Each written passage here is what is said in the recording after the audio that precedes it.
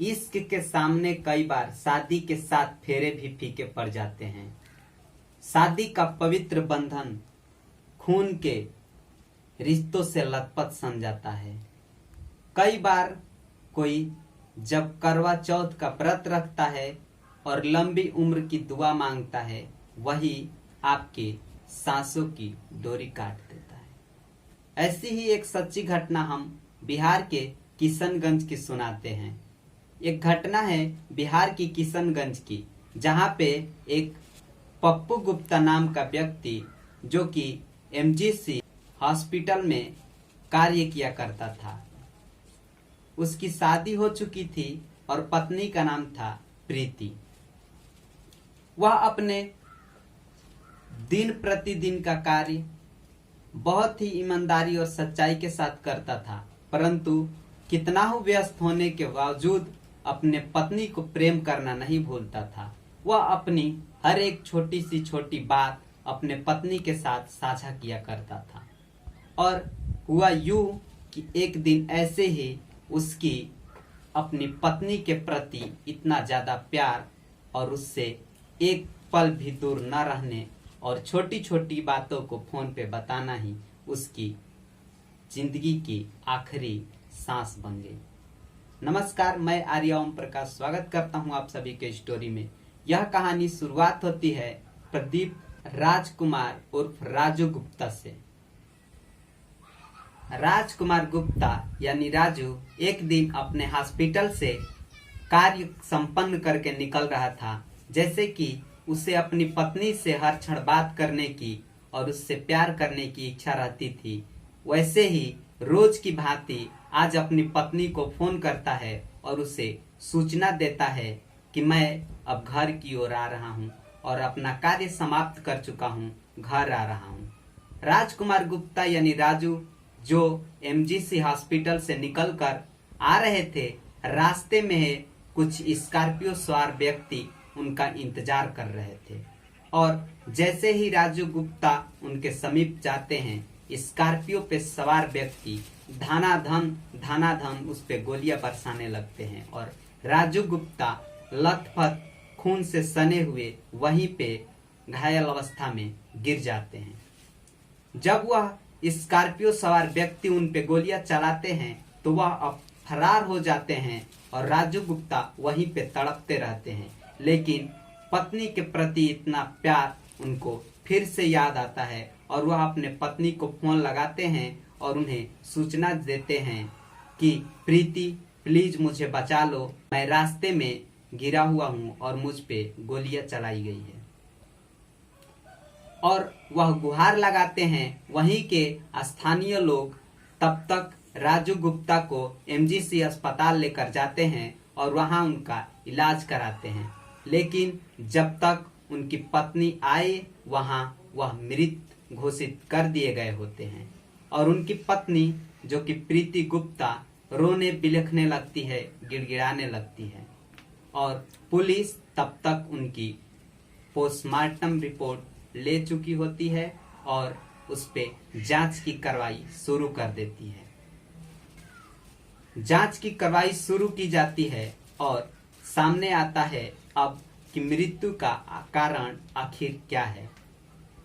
तो इसमें मिस्ट्री मिलती है कि उनकी पत्नी यानी प्रीति गुप्ता जो कि अपने रिश्ते के ही पप्पू गुप्ता जो राजू गुप्ता के दूर के रिश्तेदार थे, उनसे संपर्क में थी।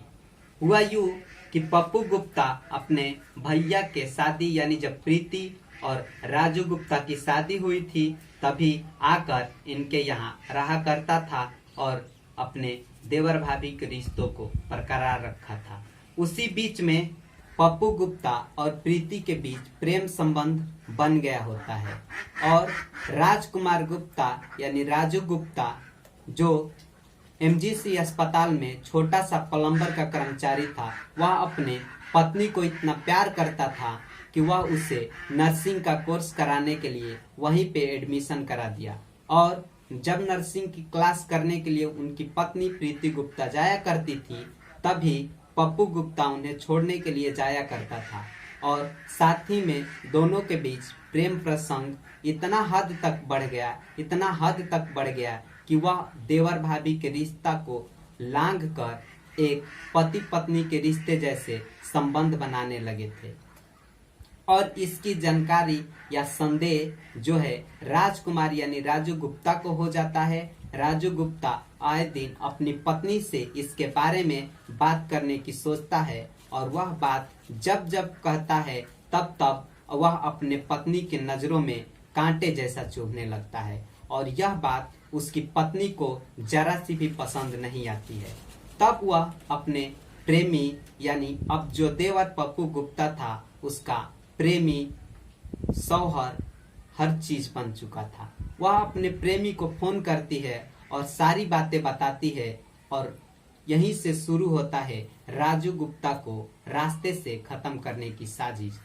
वह जो है किलर्स को संपर्क करते हैं, उनसे सुपारी देते हैं और 1 लाख रुपए पे तय करते हैं कि राजू गुप्ता को कब और कैसे मारना है। साथ में 20,000 रुपए एडवांस भी देते हैं। वह पत्नी जो कभी अपने पति के लिए करवा चौथ की व्रत किया करती थी, हर सपनों को सजाकर सच करने की कस्में खाती थी, साथ साथ जीने और मरने के वादे करती थी, वह आज अपने पति को यानी अपने मांग को सिंदूर को खुद ही मिटाने के लिए तैयार हो चुकी थी। और पप्पू गुप्ता सुपारी किलर से बात करता है। सुपारी किलर्स को उसका पता बताया जाता है और सुपारी किलर्स बीच रास्ते में स्कॉर्पियो से होकर और उसकी मृत्यु कर देते हैं। हालांकि इस बीच में एक बात और खुलासा होती है कि जब वह उसकी हत्या करके जा रहे होते हैं तब राजू गुप्ता एकदम गंभीर हालात में रास्ते से अपने पत्नी को फोन करते हैं और उनकी पत्नी इतना बेवफा बेरहम निकलती है कि वह अपने पति की जान बचाने की बजाय अपने प्रेमी पप्पू यादव को फोन करती है और बदले में कहती है कि तुमने यह क्या किया, हमारे 1 लाख रुपए को नुकसान किया, हमें सुपारी देने का क्या फायदा जब उसकी मृत्यु ही नहीं है। जाओ देखो वह रास्ते में गिरे हुए हैं और उनकी मृत्यु नहीं हुई है। तब पप्पू यादव पुनः जो है अपने सुपारी किलरों को संपर्क करता है और उन्हें बताता है। स्कॉर्पियो सवार सुपारी किलर पुनः वापस आते हैं और उसे उनकी गोलियां खत्म हो चुकी होती है। अब चाकू से गोदना शुरू करते हैं और उसे तब तक चाकू गोदते हैं जब तक उसकी मृत्यु नहीं हो जाती है। और इस प्रकार जो है एक सच्चे पति पत्नी का और इस प्रकार एक सच्चे पति की अपनी ही पत्नी द्वारा हत्या की जाती है। हालांकि पुलिस अब जो है सुपारी किलर को और पप्पू यादव को गिरफ्तार कर चुकी है। तो यह कहानी थी बिहार के किशनगंज जिले की सच्ची घटना। नमस्कार। हमारे इस कहानी का मकसद किसी के हृदय को या भावनाओं को ठेस पहुंचाना नहीं, बल्कि समाज में हो रही कुरीतियों एवं मानवीय भावनाओं के खिलाफ आपको सतर्क करना है। धन्यवाद।